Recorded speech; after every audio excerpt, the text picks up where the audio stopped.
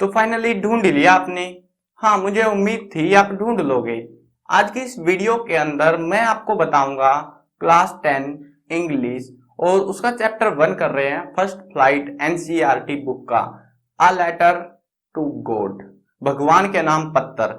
इस वीडियो में इस चैप्टर को आपको समझाया जाएगा बिल्कुल मजेदार तरीके से।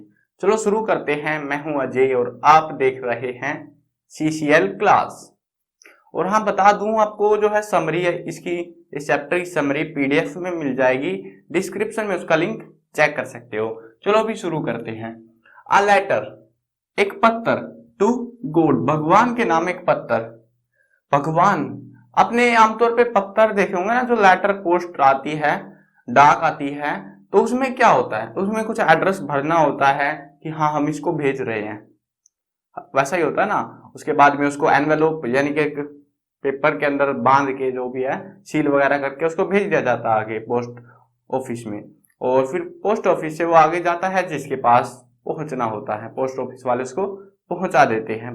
जो पहुंचाते हैं उसको हम पोस्टमैन कहते हैं। अब यहाँ पे भी ऐसा ही होता है, लेकिन ये पत्थर किसी और के नाम, मतलब कोई पता नहीं था, भगवान के नाम पे था। और ऐसा क्यों हुआ कि जो पत्थर है भगवान को लिखना पड़ गया? एक किसान की कहानी है जिसका नाम है लेंचो। लेंचो का एक अच्छा खासा परिवार है, पत्नी है, कुछ बच्चे हैं, छोटे बच्चे हैं जो वो तो खेलते रहते हैं घर के पास में, लेकिन जो बड़े बच्चे हैं वो काम करवाते हैं खेत में। अब उनका जो घर है, उनका जो प्यारा सा घर है, वो एक घाटी के अंदर है, वैली, जिसको वैली यानी कि घाटी, एक घाटी के अंदर है। देखो हाउस के बारे में कुछ बता देता हूं यहाँ पे। The house, the only one in the entire valley, इकलौता है वो अपनी घाटी में, मतलब आसपास कोई घर नहीं है उसके। Set on the crest of a low hill, एक पहाड़ी की चोटी पर, नीची सी पहाड़ी है उसके ऊपर बना हुआ है वो। From this height one could see the river and field of ripe corn dotted with the flowers, यानी कि वहां से वो नदियों को देख सकते हैं, उसके अलावा जो उसने खेती कर रखी है मक्के की उसको भी देख सकते हैं।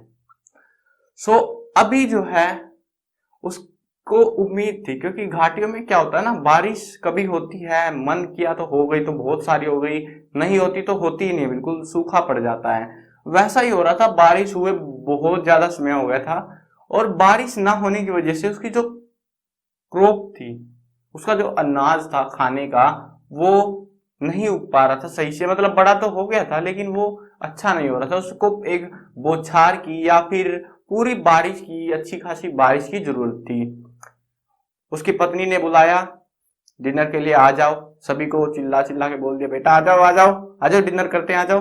तो सबको जब घर में अंदर घुसे तो एकदम से नॉर्थ ईस्ट की साइड से, यानी कि उत्तर पूर्व की दिशा से बादल उठ के आते हैं। अब ये देखो क्या होता है सीन, आपको थोड़ा सा समझा देता हूँ, क्योंकि ऐसे आप डायरेक्शंस भूल जाओगे, पता नहीं कौन सी थी। तो जो हमारा इंडिया है ना, इंडिया देखो, इंडिया बना देता हूँ आपको। तो मैं बिल्कुल एक रफली सा डायग्राम बना रहा हूँ, ऐसा कुछ होता है इंडिया, है ना, बिल्कुल रफ डायग्राम है। तो ऐसा सा है। अब यहाँ पे जो डायरेक्शन है नॉर्थ ईस्ट साइड होती है, जियोग्राफी पढ़ी हुई है आपने, 10th में हो गए हो। नॉर्थ ईस्ट साइड होती है, ईस्ट ईस्ट साइड होती है। यहां से बारिश ऐसे आती है घूम के, जब मानसून आता है तो ऐसे घूम के आता है, तो वो वाले मानसून का यहाँ पे इंतजार हो रहा था। अब तो समझ गए होगे आप लोग। अब जो है, जो नॉर्थ ईस्ट की डायरेक्शन से एकदम से काले बादल आ जाते हैं, बहुत सारे क्लाउड्स आ जाते हैं डार्क कलर के, और इंतजार खत्म हो गया, बारिश आने लगी, मोटी मोटी बूंदें आने लगी, और वो उन बूंदों को कुछ अच्छी चीज बता रहा था।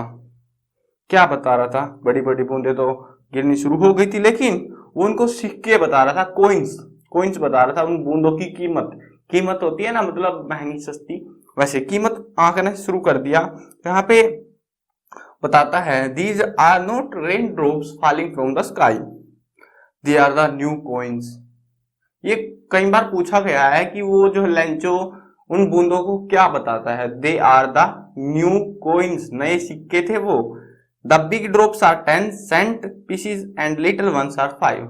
जो बड़ी बूंद है वो 10 सेंट की। सेंट क्या होता है देखो, कुछ स्टूडेंट्स को, मतलब मोस्टली को पता होगा लेकिन कुछ को नहीं पता है, फिर भी बता देता हूं। सेंट्स, जैसे हमारा क्या होता है भारत के अंदर, भारत के अंदर हम लोग रुपए, रुपया होता है ना, जो करेंसी होती है, रुपए, 1 रुपया, 2 रुपया, वैसे तो उसके अंदर 100 पैसे होते हैं। 1 रुपए में 100 पैसे होते हैं ना, वैसे ही एक डॉलर जो होता है ना, डॉलर के अंदर 100 सेंट होते हैं। ठीक है, अब यहाँ पे बड़ी बूंदों को 10 सेंट बता रहा था और छोटी बूंदों को 5। ठीक है, ऐसे बता रहा था ये। अब उसकी खुशी का कोई ठिकाना नहीं था, लेकिन जल्द ही उसकी वो खुशी, वो प्यार, वो इंतजार, वो मातम में बदल गया। क्या हुआ सोच रहे होगे आप लोग भी।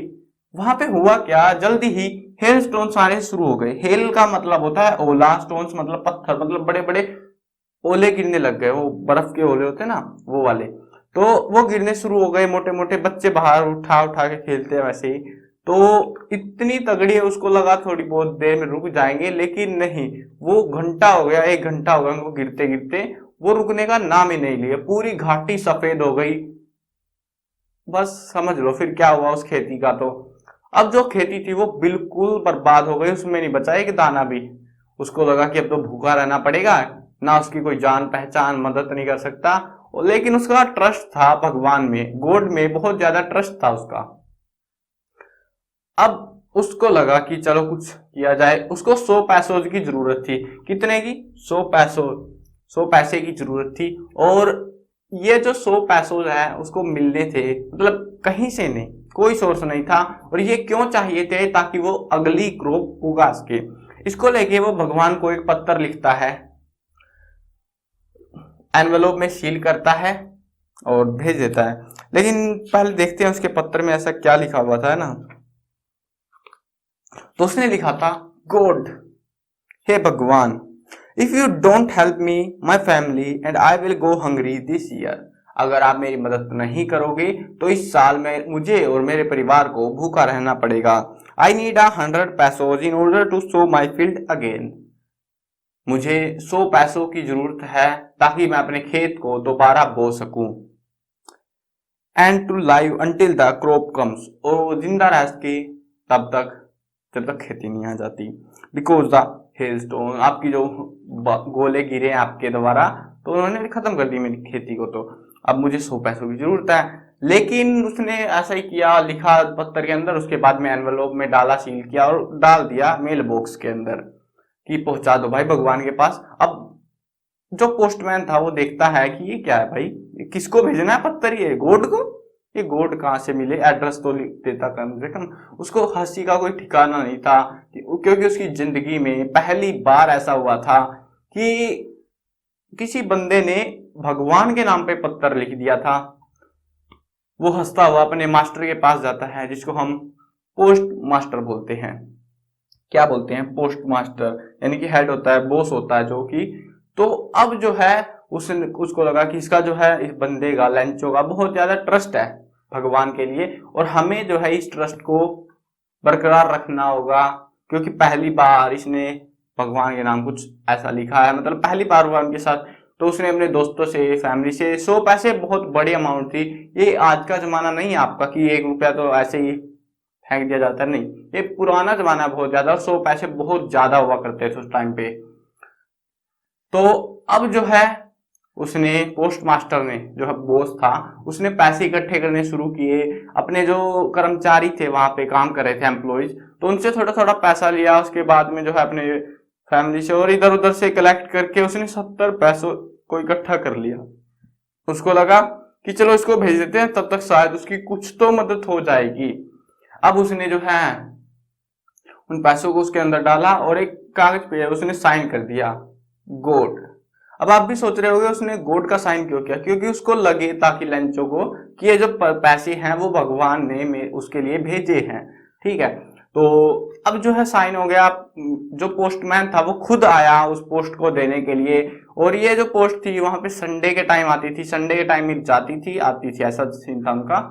तो अब जो है संडे में वो नॉर्मली के टाइम पे के कंपेयर में वो जल्दी आ गया, ये देखने के लिए कि क्या उसकी कोई पोस्ट आई हुई है। तो वहां पे पोस्टमैन खुद उसकी पोस्ट लेके खड़ा हुआ था। वो पोस्ट उसको पकड़ाता है, खोलता है, लेंचो उस पोस्ट को खोलता है और उसको पैसे गिनना शुरू कर देता है। गिन के बताता है कितने हैं, वो बताता है 70 पैसों। वो अंदर जाता है, वापिस एक पत्र लिखता है, और इस बार उसने क्या लिखा कि आपने जितने पैसे भेजे हैं मुझे वो पूरे प्राप्त नहीं हुए, मुझे सिर्फ 70 पैसों से ही मिले हैं। अगली बार ये पैसे मेल में मत भेजना क्योंकि यहाँ के कर्मचारी लालची हैं। ऐसा लिख देता है वो पत्र के अंदर। ठीक है, देखो यहाँ पे इंग्लिश में भी समझा तब क्या लिखा था, गोड of the money that I asked for, मतलब जिस पैसे के लिए मैंने आपसे पूछा था, ओनली 70 पैसों रिच्ड मी, मेरे पास सिर्फ 70 पैसे पहुंचे हैं। सेंड मी द रेस्ट, मुझे बाकी भी भेज दो। Since I need it very much, क्योंकि मुझे इसकी बहुत ज्यादा जरूरत है। But don't send it to me through the mail because the post office employees are a bunch of crooks. Lencho, bunch of crooks मतलब कि लालची का संगठन होता है ना, वो वाला सीन बता दिया। मतलब बंदों ने, ये कहानी तो हो गई है खत्म यहाँ पे। अब अपना पॉइंट ऑफ व्यू देखते हैं एक बार।